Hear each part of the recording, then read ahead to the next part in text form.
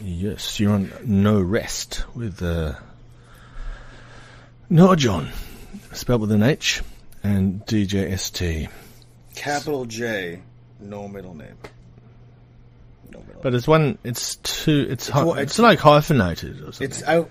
I think I was like in third grade. I'm like, I'm going to capitalize that J, push it together, shake things up. Yeah? Yeah. That's the way it is now. Yeah. I'll tell you some other story sometime about where that name came from. My name that I was going to be born with is a completely different first name and last name. We'll get to that some other time. You keep on saying we're going to get to that, but we never seem to. I'll talk about it. Oh, whatever. Go or whatever. Where are we? What's going on? Actually, we're looking for EsTeh. Mr. EsTeh. But what we're going to be discussing on this? I think it's a pretty popular international story, but I think we should definitely discuss it, is the fact that Indonesia is undertaking a major... Egypt did this with Cairo, but basically moving not moving their capital, but building a new capital from Jakarta, which is on the island of Java, to a new capital, which is going to be the government center, like thousands of miles away on the island of Borneo, which is right now the site they're looking at, jungle. And this is a $34 billion project. It's going to take 10 years. It seems to be Jokowi, the president's, it's going to be his lasting legacy. And because Jakarta is literally sinking, it's sinking 12 centimeters per year, which is a lot. It doesn't sound like a lot, but it is. And it's just not sustainable. They're going to keep, the trade and the economic hub in Jakarta, but they're going to move, everyone who works in government is going to have to live in Borneo, and they're going to build it from basically scratch. And there's a lot of kind of interesting behind the scenes stuff going on with the logistics of literally building a new capital in the world's fourth most populous nation. Yeah. It's but it's all been put on hold, right? For this, for now. So we'll get to that in a second. But just the background is changing the whole capital to 1,000 kilometers away, more or less. Building a new city, $34 billion, and numbers fluctuate a little bit, but it seems to be 50 to 55% will be public-private partnerships. 26% will be from the private sector, which already just makes me suspicious and nervous. And only 20% from the state budget, so taxes, revenue, or whatever. So they've got countries lining up around the trees to invest in this, and they're not doing it out of the goodness of their heart. They're doing it for the massive, transportation, construction contracts, and then who knows what else. Whether it's going to be, and this is all conjecture, but it's just based in what governments and private companies do to the earth, probably extracting natural resources, investment, and all sorts of other stuff. Who knows? Intelligence operations, military operation, partnerships. But you've got the usual suspects. Tony Blair, the former Prime Minister of the UK, who helped his boy George Bush lead us into the Iraq War, is a front guy for a bunch of investors. China's lined up, of course. They're invested literally in everything. Well, wouldn't they? The United States. Japan, South Korea. So they need people to build roads, which, again, you would hope that the host country would be the one to do this, but I guess they can't. People want to build subways. They want to do the development of... And then one of the things about this is that this is supposed to be a sustainable city. So green, sustainable... environmentally friendly, which I'm not sure how you achieve that by cutting down hundreds of thousands of hectares of rainforest. That kind of seems to be a... How big is the size of the thing? I don't know. I don't really have that. But it is one of the reasons I believe they're doing it is because there's never been an earthquake. I don't know that. Yeah, if you look at the big map of earthquakes of Indonesia, and, we're on the Ring of Fire, so there's been lots of earthquakes, and it's all around us, basically. Every day there's earthquakes.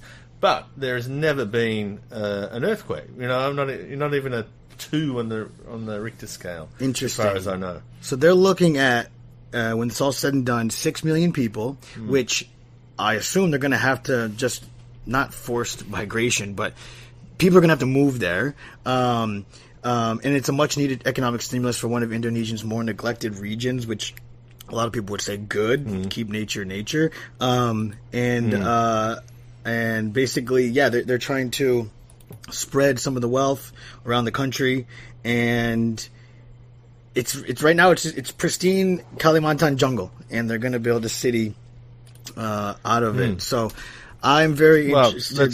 That's Kalimantan jungle has been mined savagely over the last 50 years. So I was in an area very close to that. What they're talking about making this city in Samarinda or somewhere around this, and there's a lot of mining. There's a lot of miners. There's people, workers from all over the world around in that area. It's not many other people though. Right. It's there's a large Dayak population, which they have a very crazy history. The man-eaters, aren't they? What? They're cannibals. I mean, not long ago. You said it, I didn't. But it's some of the world's, it's like the last refuge for orangutans. And like you said, coal deposits, palm oil, which seems to be on the wane, offshore oil and gas, and logging. Logging is, we don't want to be cutting down trees. But the thing about Borneo is it's the world's third largest island, not the most populous. Java is actually one of the most populous islands in the world. And it's split between three countries. Brunei, which is basically like a super Islamic petro-state. It's like a mini Saudi Arabia. Malaysia on the east side, and then the majority of the rest of it obviously is Indonesia. So, we'll see. And then, so you said this is really funny. So it's not funny, but obviously it's on hold because of COVID.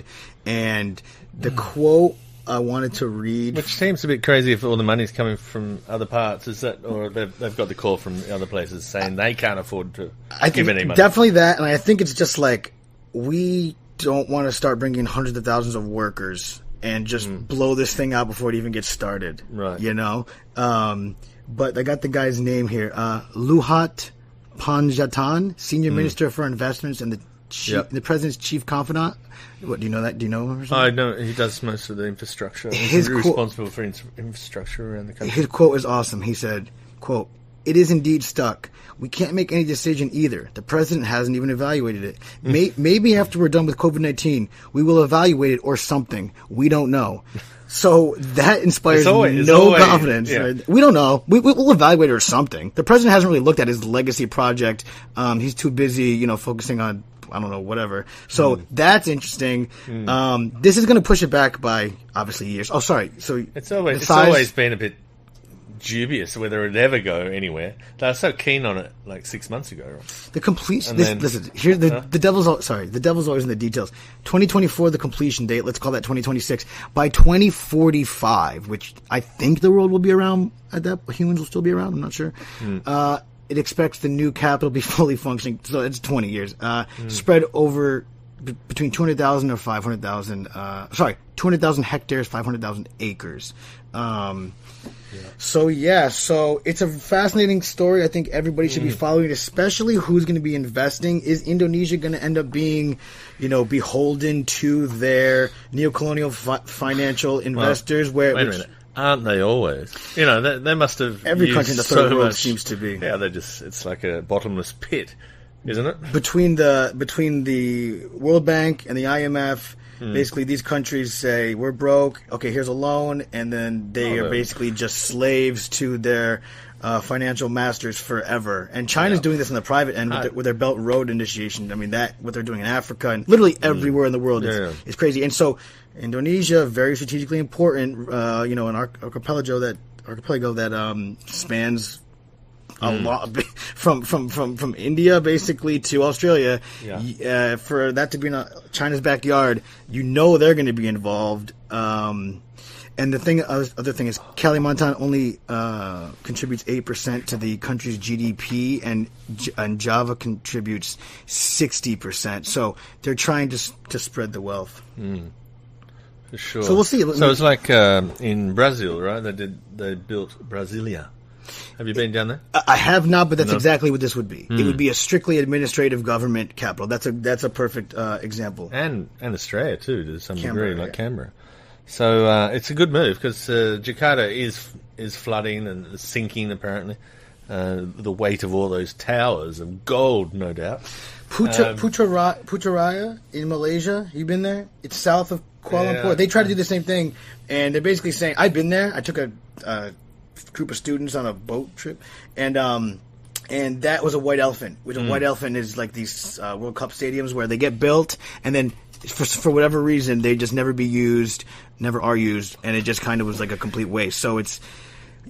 I don't know. I'm not a urban planner, but they have one chance to get it right. Yeah. And if you don't get it right, this will set the country back probably forever. I don't think the town planning skills have been that great Well, they better get till it right. now. But if they got all the rest of them on the team, the Chinese and the English and what have you, they should be able to come up with a pretty good plan. And then Indonesia will be like, "So what's the Wi-Fi password?" China will be like, "We're not telling you." Like that's the problem is you don't want someone to build it too much where like they have all the power. I really just it's people are like, "This is great," but then you realize 75% of it is going to come from private or semi-private investment. Already, they've got Singapore, Japan, United States, and the UAE, those bastions of tolerance and love. So, I don't know. I mean, you have to do it. That's how the world operates these days. Finance, borrow money. But it seems to me that I hope it goes well. It just seems that unless it's done nearly perfectly, it could turn into just like a suck of resources, money. Yeah. You know what I mean? Yeah, I know exactly. But it's a story to watch. Everybody should be watching this. Yeah, sure. But I think there's positive things that can come from it too. Well, if they can pull it off. 300,000 construction worker jobs. So obviously that's why they're probably not doing it because of Corona.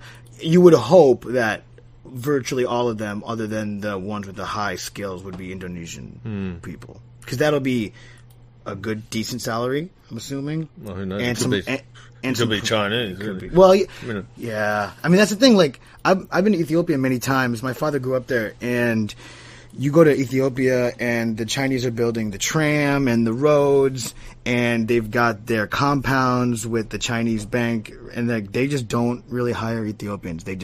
China brings in. They don't outsource anything. They bring in their own people. They set them up. They basically live there. They build it. And that's it. So you would hope it would be done in a different way, but Jesus, I'm just a guy on the radio criticizing. I don't really know. These pictures of Kalimantan are very beautiful. Like, man, it's a shame. Well, it's like I was watching this documentary, this new Michael Moore documentary about how basically green energy it doesn't even exist. It's not a real thing because it's all actually backed up by like fossil fuels or wood. But one of the things they do, I forgot the term, is they cut down trees and then they use the wood chips to run whatever, a generator or factory, whatever. And it's like, is that really sustainable when you're cutting down hundreds of thousands of trees to then, quote, have green energy? Like, that seems to me to like not really be... it's not green, is it? If you're cutting down trees. So I'm looking at this thing and it's like, yeah, it's very beautiful, but it demands it. What song? Enjoy the silence. Another Depeche Mode. Why not? So I believe we've got Mr. Belvedere on the line, all the way from Jakarta, and we're just talking about Jakarta. What do you say about that, Mr. Belv? Well, number one, can you hear me? Yes, I can. Can you hear us?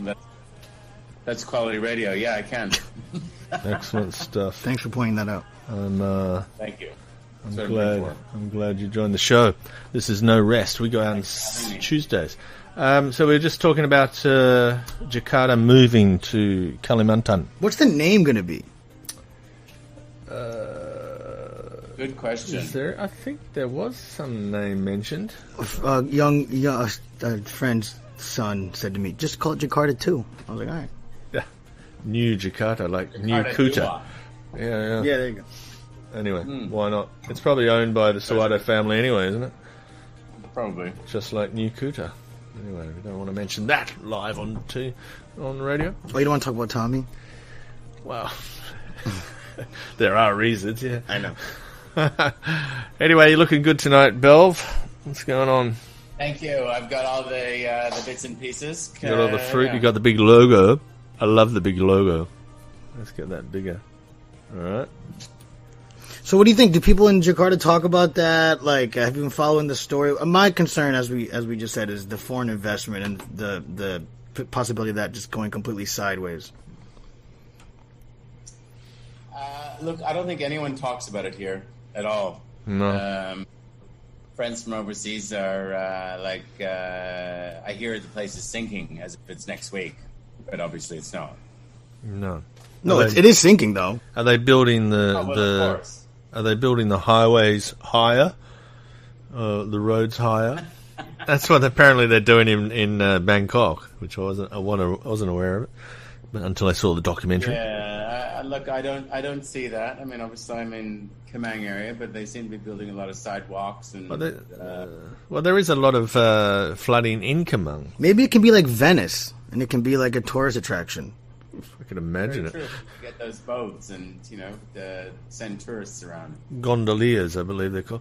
Gondoliers in the main street of Kemang. I could see it. Thank you. Thanks for that. Yeah. Listen, all I know is I completely trust the UAE to invest in Indonesia. I mean, they've never done anything wrong. Well, they're heavily in. I think UAE in Lombok. I think they invested in 9/11 too. It's for another show. Yes, for sure. But And not in a good way. Okay. I'm not sure about that. Two of the hijackers were from the UAE. Yeah. So there we are. But they did. I think it was UAE or somewhere. Some country from the Middle East that invested heavily in Lombok. And then they're going to be doing all sorts of things, including the Grand Prix, which is still going to go on early next year, I believe. What's a race? What happened to that? The Grand Prix? A car race? No, the motorcycles. What do you mean? What's that called? I have no idea. It's something different to a Grand Prix, but it's something or other. We'll cut that out and sticky tape a bit of information on that one. That's supposed to be going ahead early next year, even with COVID, down in the new Kuta. Is it? I'm glad we're all clear on that one. Yeah, I don't know what you're talking about. You heard it here first. And second and third. All right, so should we move on to this other thing? Yeah, go ahead. Okay, so I was just like going down a rabbit hole on the internet, and I came across different styles for like making consensus or agreements, because that's a hard thing to do, even if you're like a very mature, clear communicating person, to make agreements with other people, collaboration and all those trendy things. It's not easy. And I found a couple that I thought were interesting. So in Japan, and again, I don't really know how anything's pronounced because I don't watch videos really or listen to things. I just read. They have a system in the corporate world called Ringi, or Ringi. I think it's called Ringi. And it's very Japanese as far as, Eastern, just trying to save face and not being confrontational. But basically, like, if you're trying to make a big decision in a company in Japan, like an IPO or whatever, basically what they do is they do a ringi, which is basically like a piece of paper, and it just spells out everything they want. This is the background, this is the cons, or the pros, this is what we want to do, and they just put it in a folder, and they pass it around to all of the stakeholders. So there's really no in-person communication, and what you're supposed to do is read it.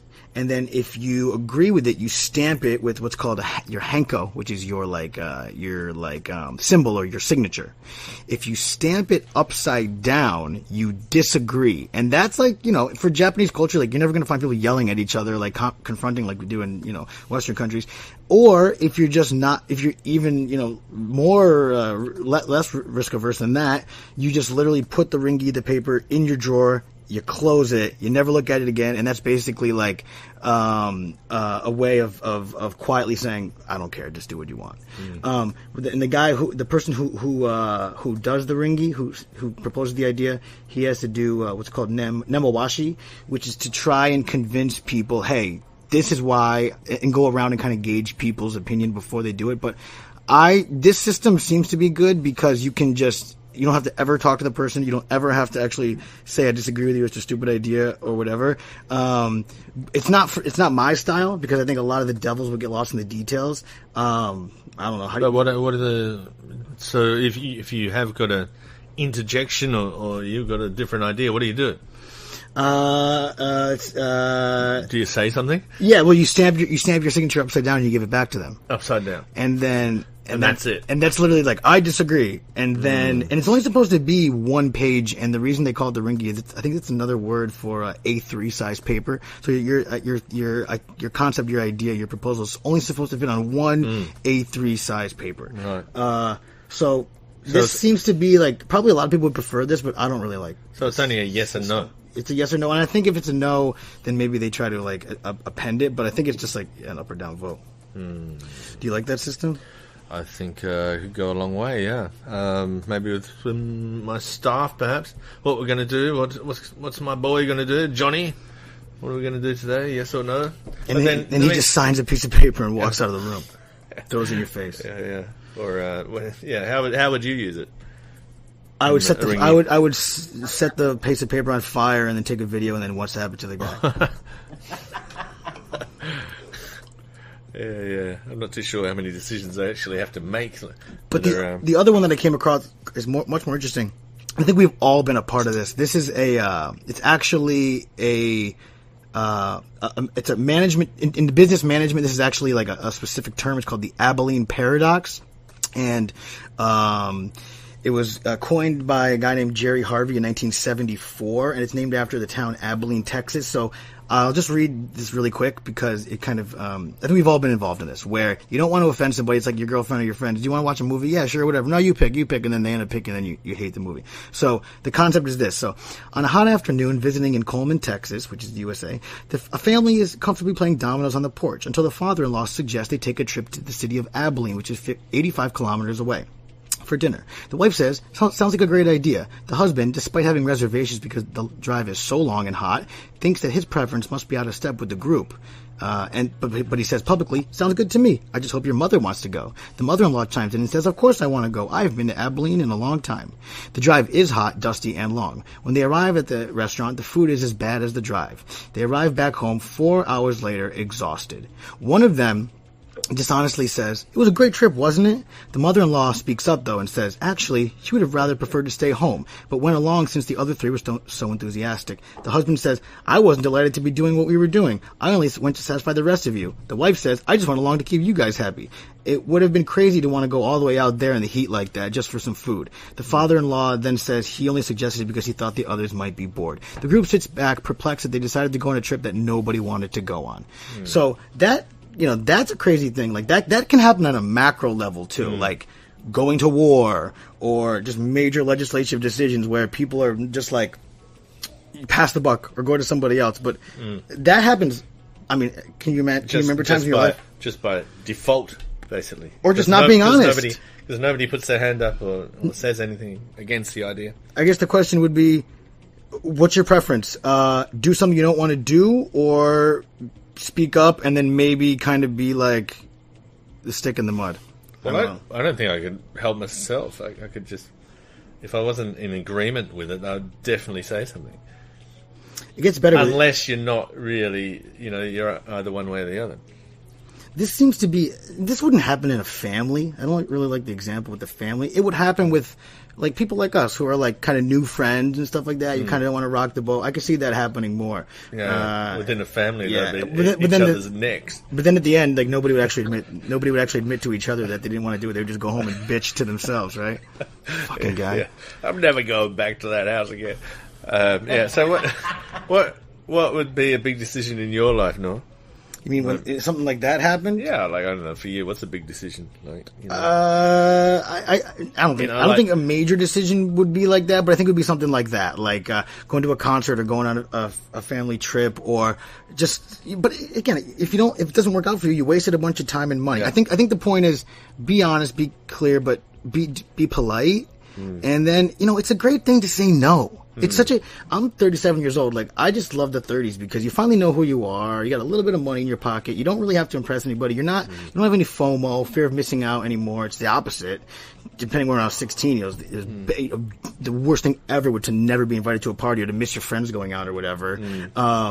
And so I kind of I like saying no. It's liberating. Yeah. I don't know. Yeah. So I was just wondering who you would turn to if you had to make a big decision and how you'd come to that decision. My father's pretty a good confidant. He tends to, I don't agree with what he's saying, but he's going to definitely be honest and supportive. And then I got a lot of people don't have a lot of friends. I don't have a lot of friends, but I got, a handful of really good friends that I could talk to about that. So, but I think at the end of the day, you just got to rely on yourself. You got to figure it out yourself, right? But sometimes it's not very clear what the next move should be. The movie thing happens all the time, though, right? Like, you're sitting around Netflix or whatever. Like, what do you want to watch? Oh, I don't care. Oh, I like this. Well, actually, that decision sucks. What you were supposed to do is read my mind and pick exactly what I wanted to say without me saying it, so then I could passively agree and actually get what I want in the first place. That's what you should have done. Duh. I guess that's one of the reasons I gave up relationships. Did you give up relationships? Oh, it seems like it. In the last... Oh, it's hard to... I can put my hand up there. It's hard to actually coexist with others. Yeah, go ahead. At times. Me or you? No, I thought he was going to say something. Come on. Tell us about your relationships, Belvedere. Well, no, I will not. But, I tell you one thing. If someone says, hey, would you like to go on a boat trip all day with some friends you've never met? I would generally say, no, I'm okay. Right. Dude, boats, oh man, they're so overrated. The boat culture is so insane. Mostly it's rich people who are it's almost like a flotilla, like a modern day, pirate ship. Like, people on boats and lakes are very weird. But yeah, boats is the worst thing ever. Yeah, like a cruise. Well, you can't get off. You can't get off. That's my... Human beings are not supposed to be on the over here. Absolutely. To the shore and never see you again. Yeah, well, it's like that famous dragon boat or something around here. I'm not sure if it's still there or not, but wow, very nice. Yeah, I remember someone saying how they're out because they float out in the middle of the Benoa Harbour or something, and then there's no one there. These people just want to get off the boat. They go, no, you cannot get off the boat. You got off for free. You cannot get off the boat. And apparently someone's grabs the boat, throws it in the water. Everyone else jumps on and they abandon ship. Just get off the bloody thing. Yeah. Boats are a great way to kill people, too. Well, yeah. That's how countries are born, right? They jumped off the boat. Yeah. The bounty, right? But worse things happen at sea. Always remember that.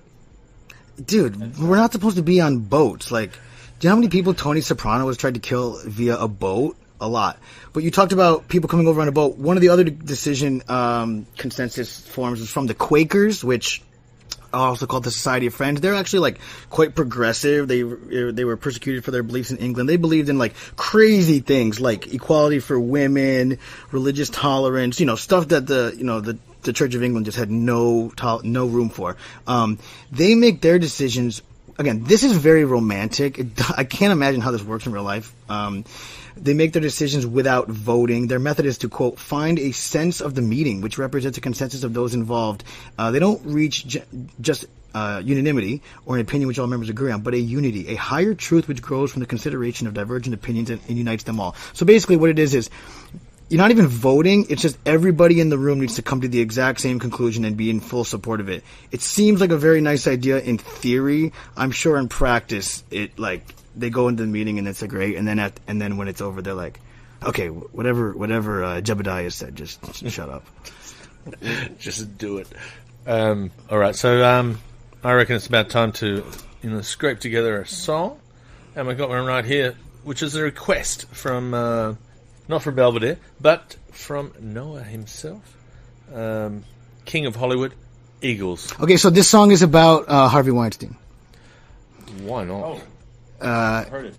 Did you know his penis fell off? No, literally. Really? Gangrene. Harvey Weinstein's penis fell off. It does not exist anymore. He's now a eunuch. But From what cause? Gangrene, like gout, like infection. Really? Yeah. He went and listen, we should talk about him sometime. But the Eagles wrote this song about Harvey Weinstein, and you listen to the lyrics. The King of Hollywood, basically, if you want this part, come sit on my lap. And it's a very underrated but a very cool Eagles song. And we'll talk about the Eagles in our next segment as well. This is when you play the song. There's nothing going on. Oh, that's good. What I want to talk about after this, though... Oh, there it comes. All right. It's about an 11-second entry. Which is about how long Harvey Weinstein probably lasts in bed.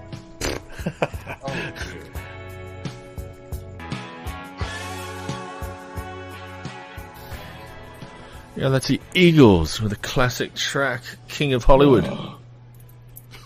What was that? Joe Walsh and the Eagles told a cool story once. I mean, I don't know if it's cool, but they're a big drug band, as like every 70s band was. And when they were recording, they did some famous thing for MTV. It was like, I can't remember, it was like a live concert, very famous. And Joe Walsh, I think he walks up to, not Don Henley, who's the other guy? I sound like an idiot right now. Not the It's okay, you just sound like me, generally. The other guy in the Eagles, who I don't even know, the lead singer. And Dan Bakley? Dan, I have no idea who he is. But he said to him, he whispered something into his ear, and somebody asked him, "Hey man, I've watched that video like 100 times." Glenn Fry. Yeah. And he goes, "Oh, I said to him, you're showing." And the guy's like, "What does that mean?" He's like, "Oh, he had cocaine on his nose. He didn't wipe it off before they went on stage." So he just whispers to him in the middle of this massive show, like, "Hey, you're showing." Okay. Joe I've never heard that before. But yeah, they're I a just great made it band. up. No, Big okay. band, great band. And there's more. You've got a 50 best albums of all time, right? Well, there. 50 best selling. So as I tell people all the time, just because you're popular, just because you sell a lot, that means nothing as far as quality. All that means is that you're reinforced by a lot of people, and a lot of people are generally stupid, like Gangnam Style. Remember that? Yeah. That was the biggest song of like 3 years, and it sucked. So it doesn't mean it's good. So these are the best selling albums of all time. I mean, we could go through all 50, but I could start like at 20. But I did think there was a couple interesting things on here. The Backstreet Boys, you know, for the boy bands, Great band. Yo, talk about, you like the Backstreet Boys? Like, I'm willing to talk about that. Backstreet Boys. Who was the main singer in Backstreet Boys? Nick Carter. And then Kevin. I don't know Kevin's last name, but I know he's a Chiefs fan, Kansas City Chiefs fan, so I love him. I met them when I used to work in the music industry. Yep. And the one guy, Brian, kind of looks like me. I'm not saying I'm good looking at all, but one of the person who worked for the band was like, "Hey, you." Me. He's like, "You look like this guy," and he made us stand together and take a picture. And like, we're like the same height. But they have 2 albums on the top 50 selling albums of all time. Really? Like, that's pretty wild. Number 49, Matchbox 20, which is like kind of a good band if you're going to compare like 90s like. Yeah. They had some good tracks. Yeah, 12 million copies of the album "Yourself or Someone Like You." If anybody wants to just comment on any of this, just 12 was it 12 million that sold the Matchbox 21? Yeah. Wow. Jewel, Pieces of You, 12 million. I mean, she was literally homeless, and then she sold 12. This is before Napster, before downloading, before stealing. When records counted. Right. Yeah. Everybody, Boys to Men, 12 million. Whatever. Okay, so I'll go down to the top 20. I don't think I own one album. I own one. I own Legend. I don't own, but Legend. What Marley. are some of those? Tell us what they are. All right, we'll start with 20. The Bee Gees Saturday Night Fever soundtrack. That was a huge album at the time. Talk about it. It's 1975, 76 or something. Disco Studio 54. Is it? 15 million albums sold. Huge hits. Well, down in Australia, they had a number of hits. Well, they're Australian, right? That's right, but they're based in the UK, and a long time since. God, they're connected with Easy Beats. You remember Easy Beats? Anyway, their family line goes right back into the '60s, And then it goes into AC/DC, right? So Angus Young was one related to one of the Bee Gees. I love the song Tragedy. That's a cool song. And this was back when John Travolta was like playing himself, like a gay guy. Like he's gay, right? Is he? I'm pretty sure. Isn't that like? I thought he was married. Isn't so? I don't care that he's gay, but I think Does he have kids? Yeah. All right. He's a Scientologist too. He's a Scientology probably is extorting him for money to release the fact that he's gay. Alanis Morissette, Jagged Little Pill. That was a good album. Everybody had that one. I wasn't into it. 16 million copies. Fancy that. The Beatles, number 18, like a compilation, 17 million. Garth Brooks, number 17. Elton John, Greatest Hits, number 16, 17 million copies. Oh, right. This is just the numbers, right? What? I guess, you can't really call it Greatest Hits an album, though. But reality. It was his Greatest Hits album, Yeah. at the end. But for me, if you're going to have a top 50 albums, doesn't matter if it's the top sales or not, you couldn't really count a Greatest Hits because it's not. Like I agree. Album is right. Album You're is cheating. a moment, right?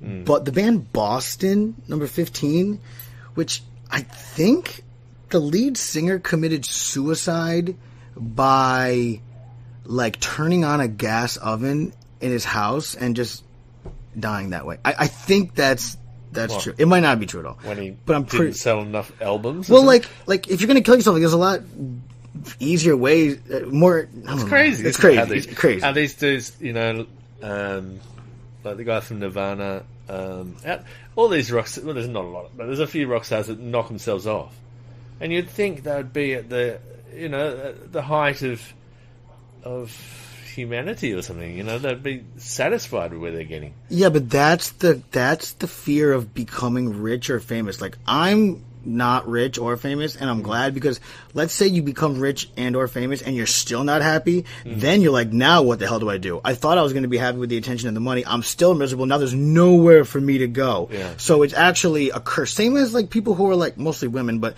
people who are like extremely good looking. Like, you have no idea why people are talking to you. You have no idea the motivation why people are talking to you. So I actually think it's a curse. I'm so glad that I'm just broke and ugly. All right. Is that why you're down the gym all the time working? No, I haven't been to the gym in 4 months. Because of Corona. Number 14, The Bodyguard, Kevin Costner and Whitney Houston movie, obviously. That's a soundtrack. I think the only soundtrack. Whitney Houston also had another album on this list. 18 million copies. Again, dead. There was an amazing show called Being Bobby Brown in like 2006. It was a reality show, and it just followed Whitney and Bobby Brown when they were married around all the time. And literally, I'm not even kidding, 40% of the show was like the cameras waiting outside of like a room that they were in with the door closed, hearing them scream, and then they'd walk out just like so high on crack. It was the best show ever. Like they'd go out in a boat and they'd come back and like their hair's all messed up and like they can't even walk straight. It's just so great. I love that show. Find it on YouTube. Guns N' Roses, Appetite for Destruction, amazing. Number 13, 18 million sold. The Beatles' White Album, number 19 million. Wait a minute, I suppose. Oh man, I like this next one. Since the 2000s, or early 2000s, 98. I'd say. people have not been buying records, right? It's coming back now. You can basically iTunes sells new albums for $10. You don't get the artwork, you don't get the liner notes, you don't get anything tangible in your hand, but it's kind of coming back. I mean, streaming individual songs is huge, but it's nothing compared to what it was as far as. Sometimes I get that with, like today and earlier this morning, I get the Pitchfork. Email and they have the 10 best songs in the last week or 2 weeks, and I end up listening to a couple of albums. Cause, there's one track that I really quite fancied, and so I end up listening to the whole album. But then I'm looking for it somewhere where I can download it for nothing. That's a shame, man. That's stealing. It's all is stealing. And every time you stream, but I'm on radio, man. We're on radio. We're promoting this. I think we're going to get shut down by the whoever. No, we're promoting these bits. But every time you stream a song, the artist gets like 0.03 cents. Like, it's crazy. Zero. And they're not making any money. And they're not making any money performing as well. I'm sure Not there's right a lot now. of people that are going totally broke at the moment. This next one, I'm a big fan. When I was a kid, I thought maybe one of the most beautiful women I've ever seen in my life, and looking at this album cover right now, brings back memories. Shania Twain, Come On Over, which is... I hate country music dead. I hate country music. Everyone who listens to country music, I hate you. But Shania Twain, Come On Over is a great song. And, I mean, look at that. Look at that picture. Give me a look. Yeah. Hot as. She had a horrible divorce situation, but she does have money. 20 million records sold. Top 10. Fleetwood Mac, Rumors. Awesome. The first song, The Chain. So good. I think we've got it. Cool. They had a live album that came out in like 97, and the sound quality is way better. The thing about Rumors, it's like the sound quality sucks. I haven't heard any remasters, but I remember hearing it as a kid and like, turn it up. It is turned up. I think there are remasters. I'm sure. Fleetwood Mac, the Rumors. I think I had it until my external drive fried itself. Oh yeah. Has there been a Fleetwood Mac movie yet? Because that needs to happen. Yeah. Like, that's pretty wild, wasn't it? Beyond. Like, there's been some really good movies lately. Like, the James Brown movie was excellent. Get On Up. I loved it. I loved it. Every time it's on, I'll watch it. Rocket Man, the Elton John one, was pretty good. Fleetwood Mac, they're probably just waiting because the whole entire band was having sex with each other. This next one, Hootie and the Blowfish, Cracked Rear View, 21 million albums. You don't know Hootie and the Blowfish? I've heard the name, but I don't think I know him. Like, hold my hand. Yeah, the guy now, Darius Rucker, he's a African American gentleman, and now he's in country music because he saw The Way the Wind Was Blowing. But that was a pretty cool album. Like, if you were shopping at Abercrombie and Fitch in 1997 and you lived in the suburbs of America and you didn't have Hootie and the Blowfish, Cracked Rear View, F you. Wow. Maybe Belvedere knew it. Hootie and the Blowfish. Nice. Yeah, I mean, that was pretty cool, man. Number 8, Garth Brooks, Double Live, 21 million copies. AC/DC, Back in Black, number 7, 22 million copies. Back in Black, it was a good album. I remember I was cruising around Europe in the combi van with that one. With a 8-track? Yeah. No, when you had... Yeah, it was a cassette, right? Cassettes are awesome. So you'd have about, 5 cassettes that you bought and just... They're all on loop, and that one particularly was on loop. Dude, I will make you the craziest cassette mixtape based off of songs on the radio, listening to the radio station for 4 hours, waiting for your song to come on, and then, like, hit the record, and then, like... Right. It's amazing. What do kids these days know nothing about that? Yeah, nothing. Exactly. Pink Floyd, The Wall, number 6, 23 million copies. Led Zeppelin, 4. The Wall. Belvedere, what, you want to say something? Go ahead. Well, I mean, I always loved In the Evening by Led Zeppelin. Yeah, number 4 was the album. Which album? The album. 4. Well, the one that Number sold. 4. The one that sold the most. Led Zeppelin 4. Yeah, 23 million. That's with Stairway to Heaven, right? I don't know. Yeah, I'm not a big Led Zeppelin fan. Right. Boring. I like Soundgarden. Soundgarden was what Led Zeppelin should have been. Well, Led Zeppelin were good on album, but not really good live. Dude, listen, they're the only band that can't. They haven't done a reunion. I think they're hardly standing now. I think it's because Robert Plant literally can't sing. But if they went on a tour, just posted up at the O2 in London for like Michael Jackson did before he died, they'd make $500 million. That's right. It would be insane. They'd put all their children and their grandchildren through college. Yeah, and they can have Baby Bonham play the drums. Billy Joel, Greatest Hits Volume 1 and 2, kind of cheating. Good New York boy.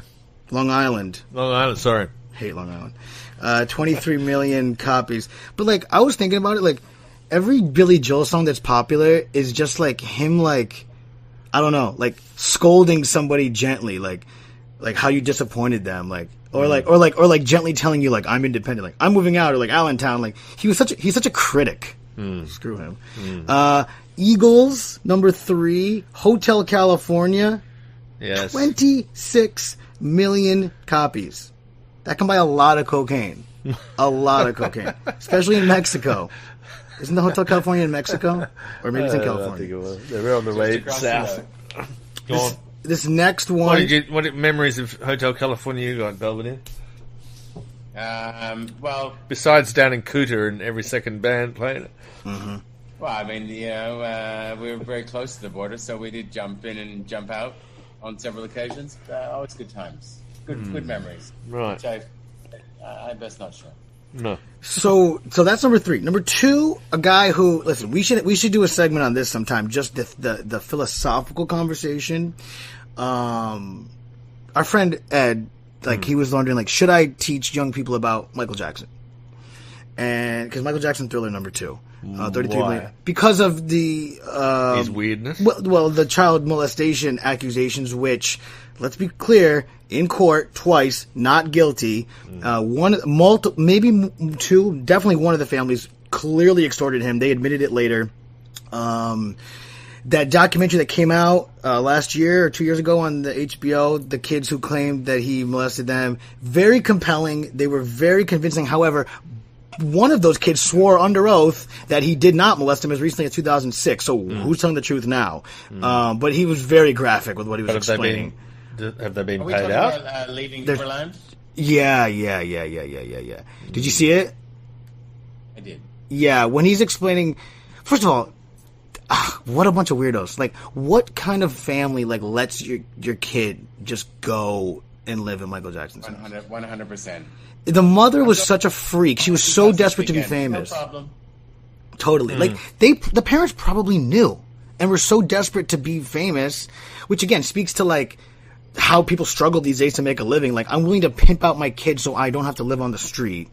So I don't know. But my point is, I love Michael Jackson's music. I don't really love this album, but the album Dangerous is one of those albums, just like the one you played before, Depeche Mode, Violator. Literally every single song is good. There's no skipper on that one. So Michael Jackson, Thriller, number 2. And number 1, any guesses? Top selling album over all time. Wait. I don't suppose you could wait too long. It's Chumbawamba. No, I'm kidding. Number 1. Last week was the top singles of all time, right? And it was a Bob Dylan. Was it? Yeah, it was, what was Rolling it? Stones. Yeah, it was Rolling Stones. Rolling Stones. Satisfaction. I don't think you've mentioned Bob Dylan, did you? Bob Dylan. Did he ever? There's a reason for that. There's a reason for not mentioning Bob Dylan. I like Bob Dylan. I was big on Bob Dylan. Okay, let's go. I appreciate what he did for society, but he's I haven't heard painful Rolling to Stones. listen to. Rolling Stones haven't. No. Rolling Stones are not. Have I read Rolling Stones? No. No. Number 1. Beatles. Got to be Beatles. No. Is it The Eagles again. Eagles? Their greatest hits. Oh, shit. 71 to 75. They have 36 million records. They had number 3 and 26 million, and they had number 1, 36 million. Wow. So 26 plus 36. So hold on a second. So 6 plus 6 is 2. That's 60 million. Carry the 1. 3 plus 3 is here's where it gets hard. 3 plus 3 is 6. No, sorry. 3 plus 2 is 5 plus 1 is 6. So I think 4 albums. I don't know. I can't do math. But they sold a lot of. What's 26 plus 36? Hold on a second. 2. 26. 2. 66. There's 66. 666. The devil. So that's Double Six, the best club in Bali. Oh, is that still around? No, it's not. It's now turned into a hotel. Oh. But it was the best club in Bali. Why was it the best? Well, it was kind of indoor, outdoor, is massive. They had the AJ Hackett bungee jump. Bungee jump? Into the pool. It's pretty impressive. Have you ever done that? No, it's I not would bad. never. It's not Have you bad. ever skydived, anyone? No. Hell no. Surfing was enough for me. That'd be the most embarrassing way to die. So, yeah, the Eagles have People would get up on that Hackett bungee thing at like 3 o'clock in the morning. Dude, come on. Off tits. How And can it's that even freezing be allowed? cold. It's freezing cold up there. You know. Did anyone die ever? Probably did. You'd never hear about it. Oh, You know. that's unfortunate. I'd like to hear about it. So yeah, the Eagles had two of the top 3 albums of all time. I don't own one album other than Legend by Bob Marley on this entire list. Santana's Supernatural's on there. That was pretty cool. Britney Spears, Hit Me Baby One More Time, number 31. Meatloaf, the worst. Meatloaf. The worst. Anyway, what about Johnny Cash? Did we? Because we've got a request from Belvedere himself, Johnny Cash, Folsom Prison. What's this one about? Tell us about this one. Well, I just think the song is very, Good. it resonates with me at the moment and for the past, 5 months. And I think it's a great song. And it's one of my songs that I just play over and over and it's timeless. And, Are you facing jail time? Why are you thinking about this song lately? I don't know. I think most people think past 5 months in some countries, but I don't know. I think it's nice. We've all been in jail for the last 4 months, and Melbourne's back in jail now. Anyway, this is Johnny Cash. Was it Folsom Prison? We are back. I'm not sure what's going on there in the volume world, but it seems to be working fine here. I'm not sure what's happening over there in Jakarta. Can you hear me? The Chinese didn't give him the Wi-Fi password. That's right. That's what happens if you are in Jakarta. They're just going to flood you. Are you okay, Belvedere? You all right there? Yeah, so we're very busy moving the capital, so it's my technical. What sort of microphone you got going on there, anyway? Why? Does it sound okay? I don't know. Normally you had something like a headset and what have you. Anyway. Well, I've upgraded for this premium podcast. Why do you have a headset? Do you game? Are you a gamer? No. Last game I played was Space Invaders in '83. Right. And it's become... Are you a gamer? No, but I like to follow the gaming industry because it's so crazy. Like, there's a bunch of weird things going on right now, like this guy Dr. Disrespect has been like canceled and no one knows why, and gaming is now basically for kids these days what being a professional athlete was 20 years ago, like the 1 in a million chance to make $1 million and set yourself up for life. Now you got kids who don't even graduate high school who are like making $5 million a year. Good, more power to them, but the gaming is, we should have a conversation once about gaming, you know, anti or pro. Cause I couldn't believe that NFL, is it NFL, the football over there? Yeah. The US getting that deal for $500 million. That's my team, bro. Was the biggest deal ever. That's my team. Patrick Mahomes, he's 25 years old. He was the 10th overall draft pick in the 2017 draft. He didn't play his first year. His second year, he won NFL MVP. He threw 50 touchdown passes in his first season. And then last year, he won the Super Bowl, the first time the Kansas City Chiefs had won the Super Bowl in 50 years. And he deserves everything he got. And it's a 12-year deal spread over $500 million. The last year is $38 million, so he won't get that. But it's actually a bargain considering what he's done for the team and the revenues that he'll bring in. So, yeah, shout out to Patrick Mahomes. And he's such a good guy. He's so humble and he's so nice. And he's been bestowed on the Chiefs fans. He's Jesus Christ, and I love him. Thank you. As long as I'm pretty sure Jesus Christ. Patrick Mahomes is way more important in my life than Jesus Christ, for sure. But I can't believe they're giving out that sort of money in the middle of this pandemic. When, well, you know what? When the whole place is imploding. The Chiefs, unlike the Redskins, which are changing their name any minute now, they know how to treat their players. They don't string them along. They don't BS them. They sign them to fair deals. They reward people who have been loyal to the franchise and who have been a success in the franchise. They're a classy organization, and we couldn't be happier for Patrick Mahomes. His father was a professional baseball player, so he was already born a millionaire. But he is incredible, and if you follow him, he's so humble. He's not like Dak Prescott or Aaron Rodgers or any of these maniacs, Ben Roethlisberger. He's the man, and I love him. Yeah. And how did he win the? Sorry, Belvedere, you're saying. Nothing.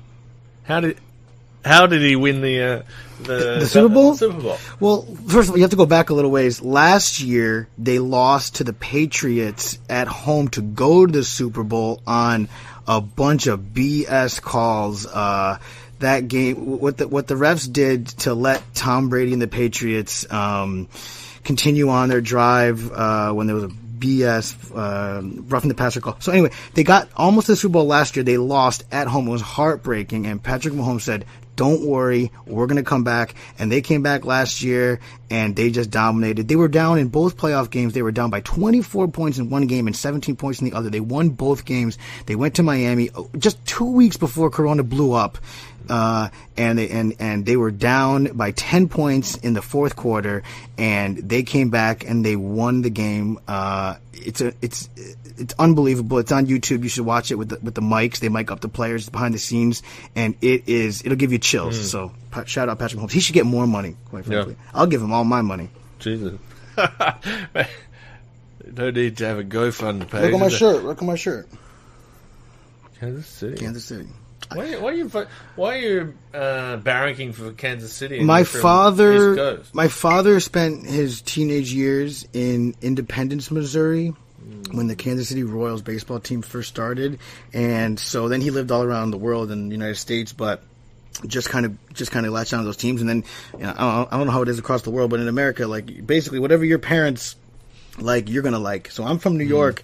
Only New York team I like. I like the New York Islanders a little bit, but Syracuse basketball and football, and then everything else I'm like Canucks fan, Vancouver Canucks, Phoenix Suns basketball, and Kansas City football and baseball. So it's a total geographical transplant. But we were suffering for 30 years, and our baseball team got a championship in 2015. Our football team got a championship in 2020. So I can die happy. And to all you Yankee fans, if any Yankee fans are listening, F you first of all. And secondly, here's a trivia question for you: here's a multiple choice.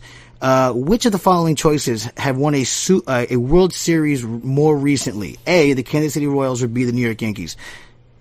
The Kansas City Royals. Go to hell. Go to hell. I would never say New York. Hell no. I kind of like the Mets, but they're run by a corrupt franchise, but who lost a lot of money to Bernie Madoff. So the one good thing Bernie Madoff did was bankrupt the Mets. Okay.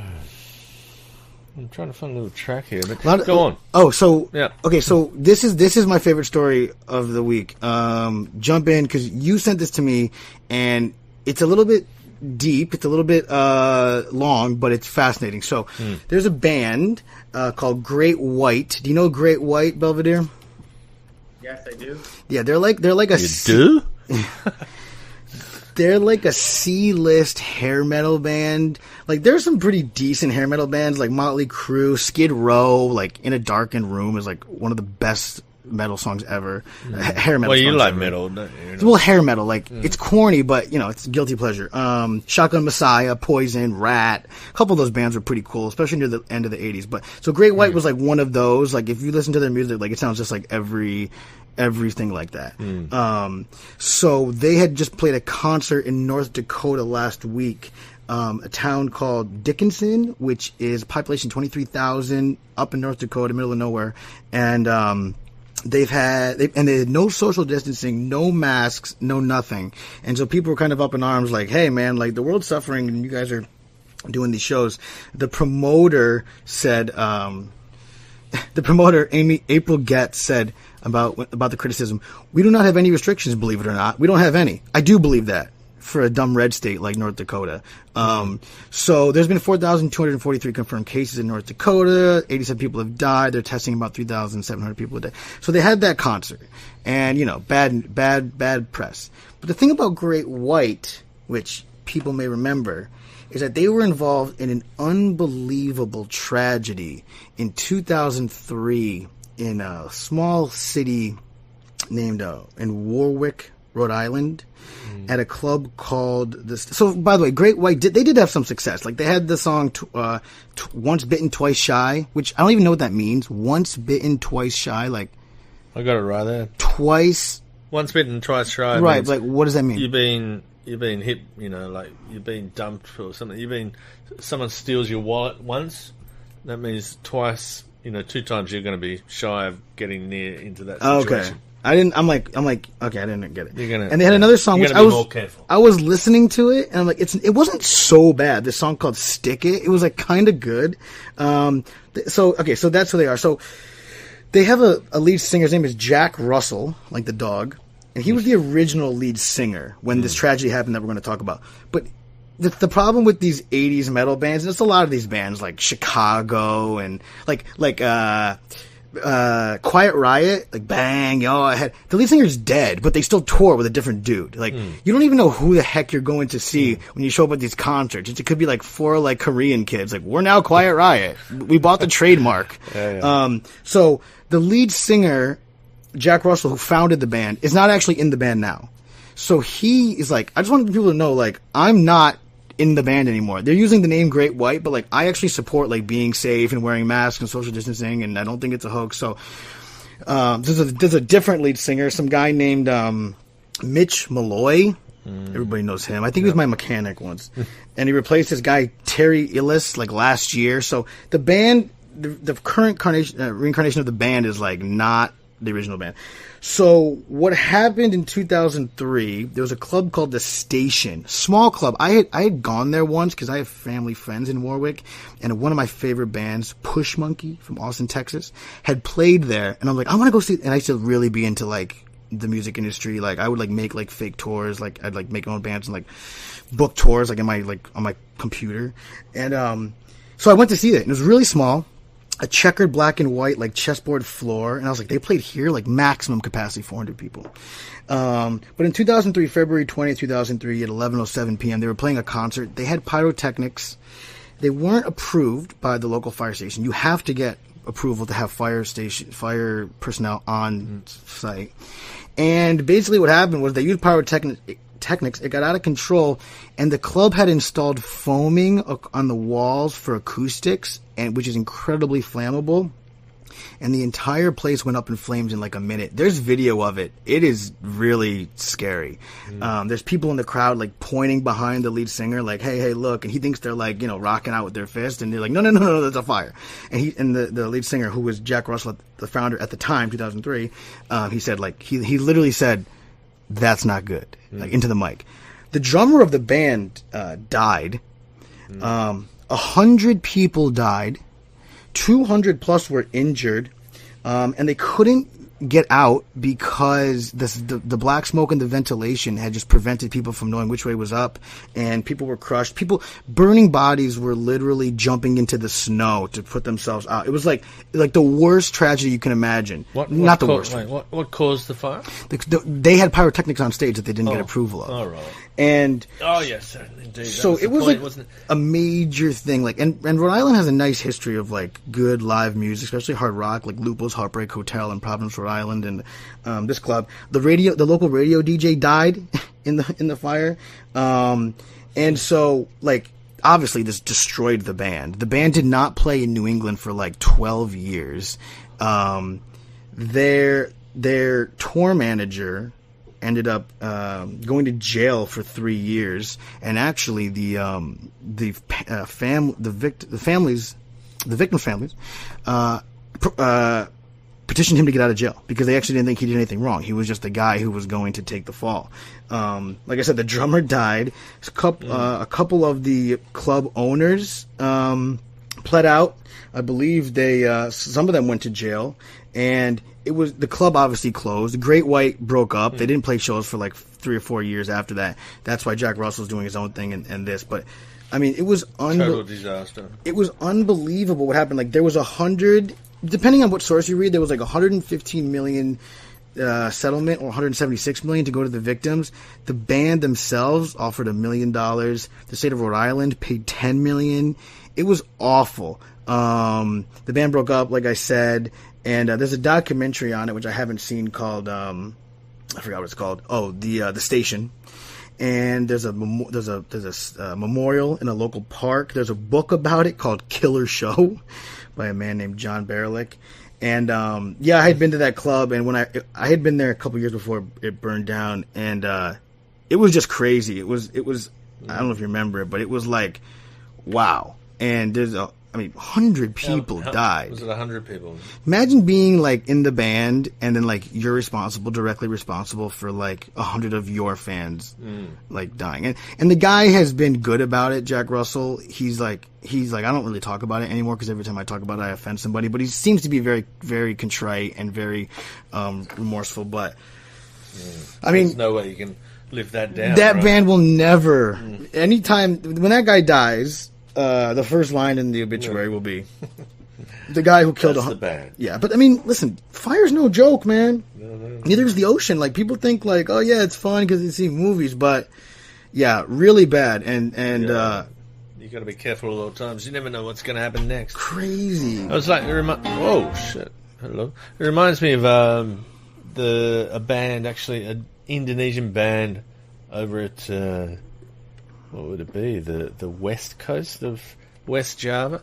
There was the Krakatoa. When Krakatoa had a violent, not eruption, but there was a movement undersea, and it created a tsunami. I think it was 2 years ago, maybe 1 or 2 years ago.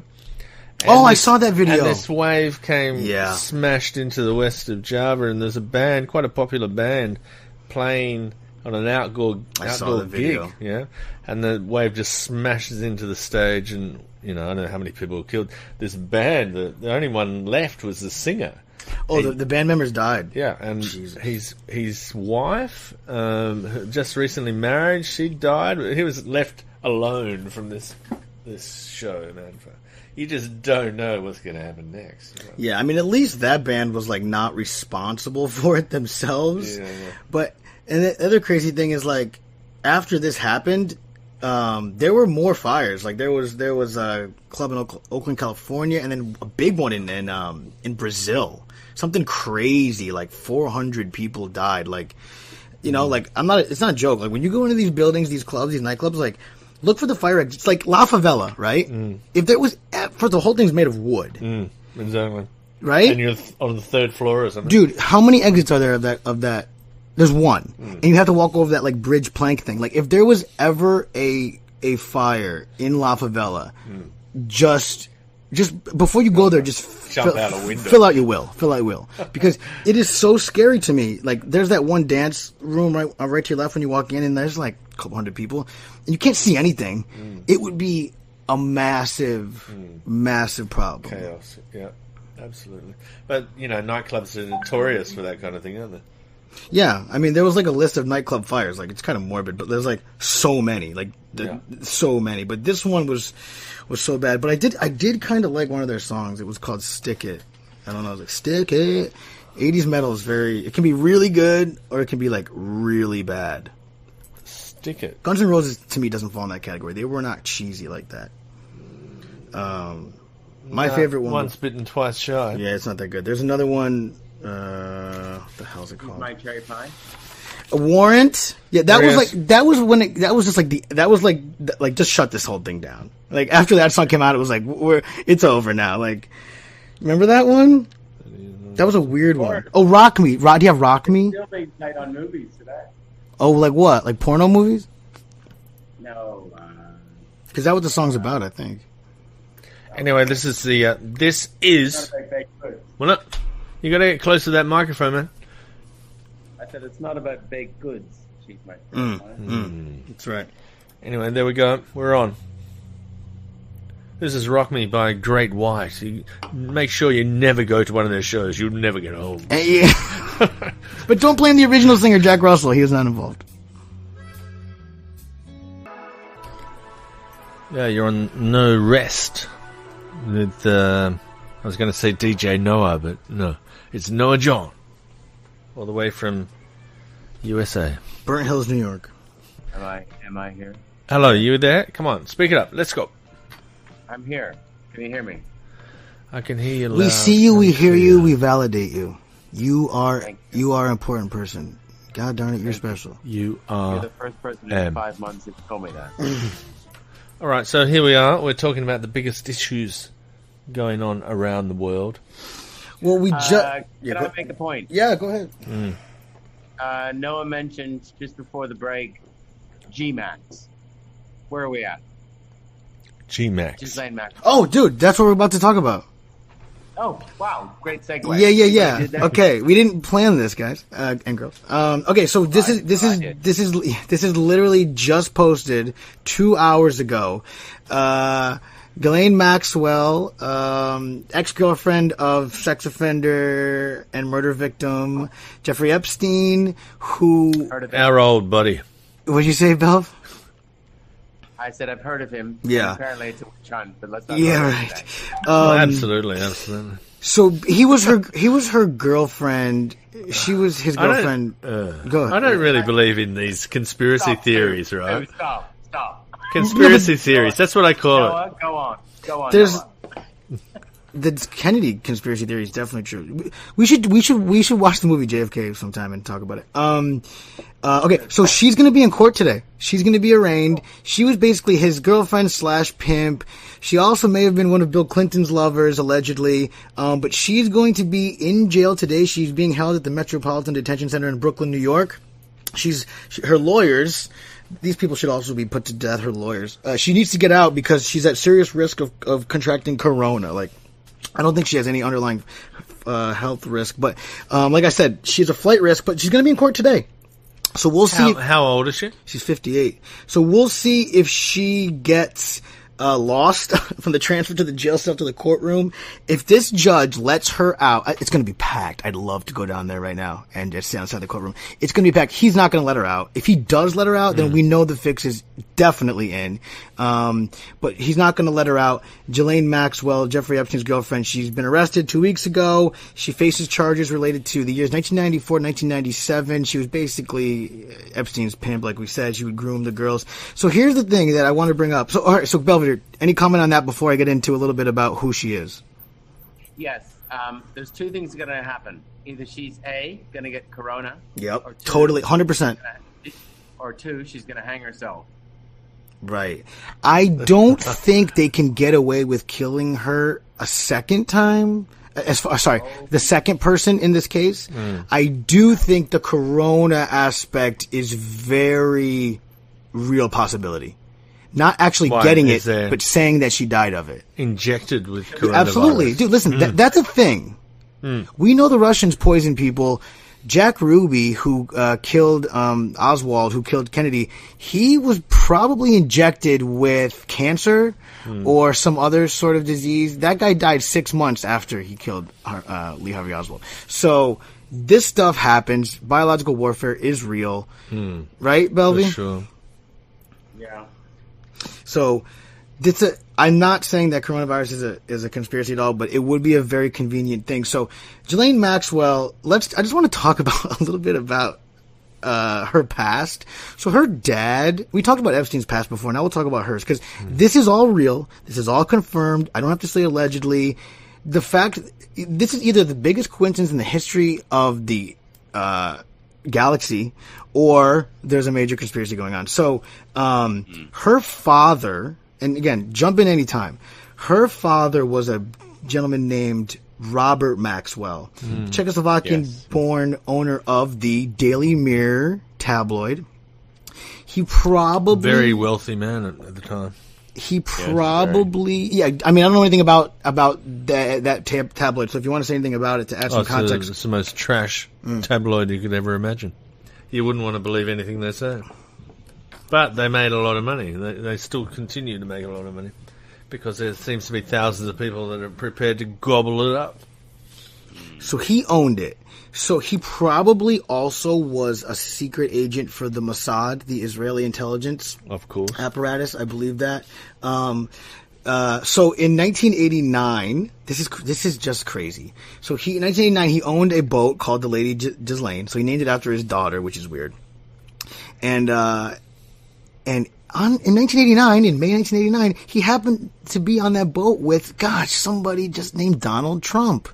So all you QAnon people listening or not listening, you guys are insane if you think Donald Trump is the guy who's going to actually stop the worldwide pedophile ring. He was best friends with Epstein, and he was on the yacht with Ghislaine Maxwell's father. So he's literally 1 degree away from people who are part of the biggest pedophile ring in the world. So you tell me how he's going to stop it. What are these people do?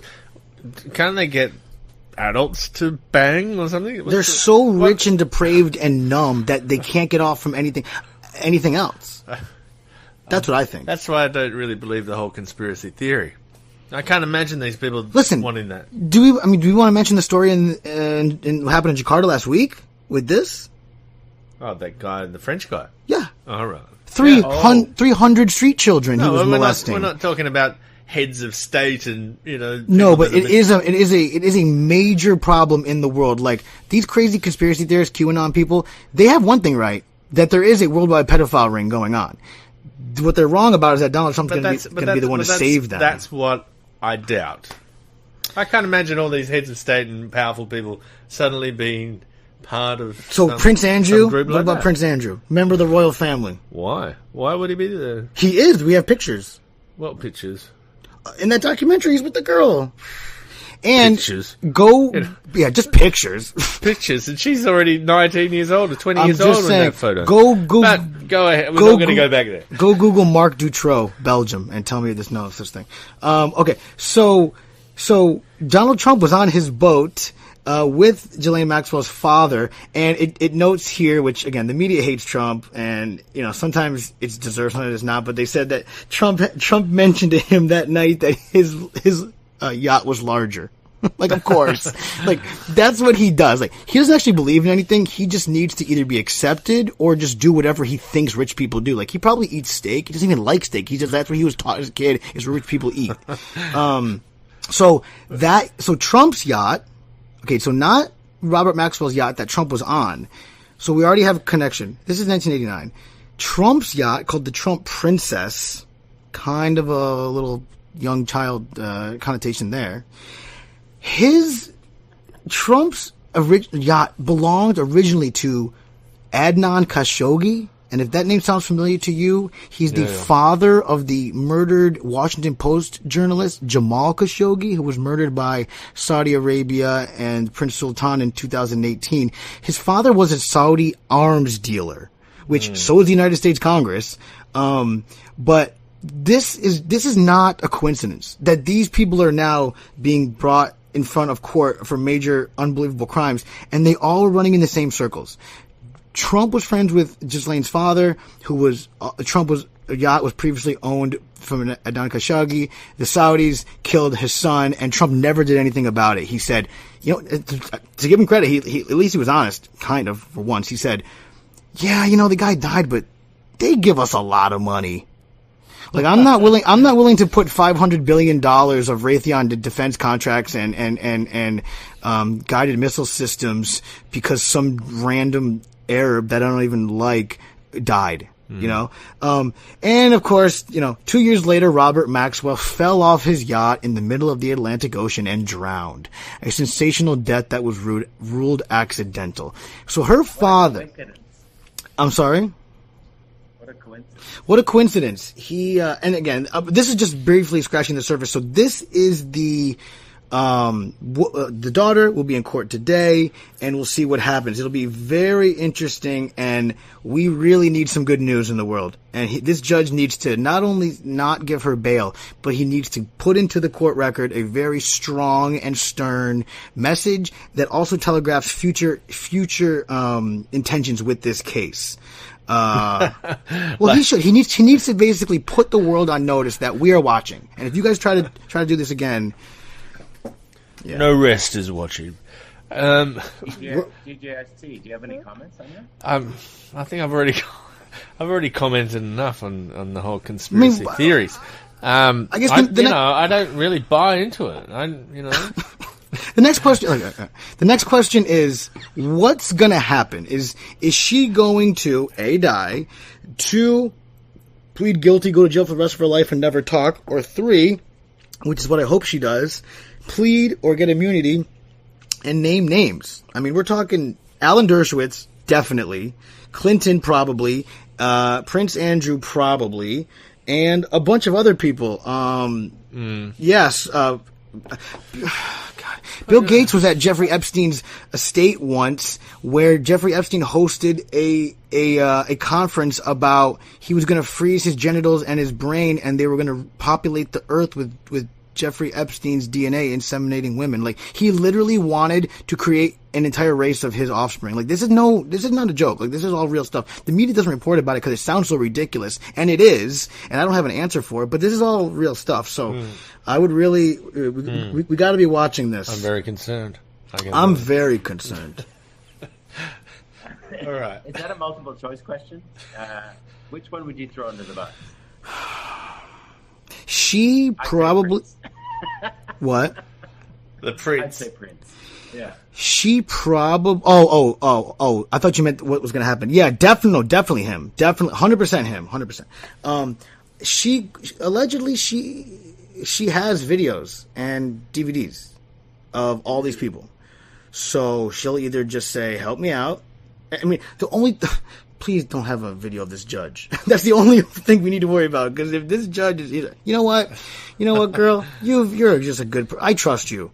Goodbye. She'll be in Brunei by tomorrow morning. So, yeah. But again, this is a little American centric. But one last thing to add to it is that the Southern District of New York, which is we talked about a little bit last time. They're a federal district where they can bring cases, and their boss was fired 2 weeks ago. And I think what happened, I thought before he was fired, and then they were going to use this as like a psyop, like, hey, we're arresting her, but really not. But actually, what I think actually happened is that the people who were working for the boss said, "Oh, you want to fire our boss? We're going to arrest Ghislaine. And now you guys are going to have to deal with this, and whoever you appoint to be the boss is going to have to deal with this." I think they said now's the time to do it, and it's going to screw up. And again, like we said before, Bill Barr, the American Attorney General, his father was the first guy to give Jeffrey Epstein a job at the Dalton School at 19 years old with no teacher credential and no degree. So this is all a big circle, and everybody's connected. So we will see what happens. But yeah, she cannot get bail. She can't. So how does she have $5 million? How does she have $5 million? Well, she had friends, right? But apparently she was broke when she met Epstein, according to the documentary. Well, I mean, her father was whatever, but yeah. So it's all basically hearsay, though. Anyway, we'll see what comes out of the court case tonight. Yeah. That'll be interesting. Should we maybe we'll post it on social media, or maybe not. I'll be sleeping. But do we want to tell our social media, or do we still not have that figured out yet? We can tell them anything you want. What do we tell them? You tell them. You're in charge of that part. Oh, am I supposed to tell them here? Yeah. The Beat Radio Bali, wherever you may be, on Twitter, Facebook, Instagram, or Spotify, iTunes, or now Twitch. Yeah, we're gonna figure out the Twitch thing. Well, we're on live Twitch right now. That's the one up there. Yeah. Anyway, so we're really heading into the 21st century big time. Because I find Twitch is really, it feels like you're in the modern world using Twitch. Well, that's why I asked what gaming was. It's basically a platform for gamers to live stream their games and people watch. It's pretty cool, actually. I mean, I don't watch that stuff, but like the live chat aspect is kind of cool. Yeah. But apparently you can live stream anything, and that's what we're doing. So next step will be getting us on video. Oh, wait, just an update here. Ghislaine Maxwell's dead. Oh. No, I'm just kidding. Shit. Corona. She was walking down. No, she slipped. Listen, she slipped. And he's not going to do it, and he's not going to do it again. He slipped. Yeah, slip it in. Anyway, I hope it all works out one way or the other. I hope we get to the bottom of the matter, and all those conspirators are all put in jail. This in Malaysia Flight 370. That's all we should be focused on. That's all we should be focused on. Talk about that next week. Yeah, I mean, we can talk about it anytime, but like, we don't. The problem with the world now is that we just don't ever get any answers for anything. No. Like, we have all these huge problems, and they cause all this anxiety, and then at the end of the day, the solution seems to be just let it blow over and let the time go on. No one solves anything. No one is competent. Any of their plans work. None of these countries were ready I thought that was just here in Indonesia. But is it all like, around the world? Everyone's like, we have a backup plan. Like, we're ready to go. We've got all these experts. And then when actually, push comes to shove, when 9/11 was actually happening, they couldn't scramble the planes. No. When coronavirus happened, they couldn't do anything. And when the US took on, all the bad boys, they couldn't win. They let Al Qaeda. You talking about Al Qaeda? Yeah, I like that. They let Al Qaeda run out Tora Bora in November on purpose. Take your pick. Taliban, Qaeda, ISIS. The United States is negotiating a peace treaty with the Taliban right now. Can you imagine? They're in bed together. But the one thing, drug dealing, yeah. The one thing I don't think is a conspiracy is Osama bin Laden. There were some very concerning things when the story came out. There was like 3 different versions, but he is dead. And shout out to the shrimp and other crustaceans on the bottom of the ocean floor who have been eating his carcass for the last 9 years and defecating it back out, and then also even the smaller organisms eating those defecations and defecating out. That's where Osama bin Laden's body is now, and I love all those little crustaceans and deep dwelling animals. So shout out to you, thank you. Thank you. That's the last time I cried. I told you, it was the last time I cried. When Osama bin Laden died. Yeah. You're a fan. Yeah, good point. I was like, I liked it when we were chanting USA in front of the White House. That was pretty cool. And just to be clear again, Joe Biden was part of the team to make the decision when they were deciding this. So they went around the room. It was a final decision. You had the Secretary of State, Hillary Clinton. You had the Secretary of Defense. You had Obama. You had a bunch of aides. They were all there. They went around the room and they had to give their opinion. And Joe Biden said, "Nah, let's not do it." Oh. And Obama said, "Thanks, Joe. We're doing it." And so that was obviously the correct decision in hindsight. So shout out to Joe Biden for voting for the Iraq War, and shout out to Joe Biden for assuming not to get bin Laden. And he just said as recently as 2 weeks ago, "I still don't apologize for the Iraq War." It's amazing to me. So yeah, he's our hope, guys. So he's our hope against Donald Trump. The guy who sticks by his vote for the Iraq War, and whose son he gave a job to at an oil company in Ukraine, who allegedly smoked crack multiple times. And no, he definitely did. But like, at least Hunter Biden is way cooler than Donald Trump Jr. Like, Yeah. We've spoken about dude, if he wants to smoke crack, he smoked crack, got beat up, and then went back to buy more crack. Donald Trump Jr. If Donald Trump Jr. got punched in the face, he'd never leave his bedroom again. So at least like Joe Biden raises like, you know, kind of like sons with some, you know, resilience. Yeah. So I don't know what I'm talking about. anyway, that brings us just about to the end of the show. I'm sure. No rest. We never rest here in Canggu, Bali. Thank you for coming down, Noah John. Awesome. Thanks. And we're going to go out with some music, but thanks for joining the show. Whoever is out there on the podcast, the live show, or the repeat. And if you want to call in, or you want to like you know, shout out a topic, Get on the Facebook page, really, or anything on the Twitter, on Facebook or Instagram, whatever takes your fancy. We'll be looking forward to hearing from you. Oh, wait, real quick, the song that we played before, right after the Johnny Cash, I just want to say what it was. It was "Sit Next to Me" by Foster the People. Great song, cool band, and recommend checking them out. Okay, thank you very much. We'll talk to you next week. Later.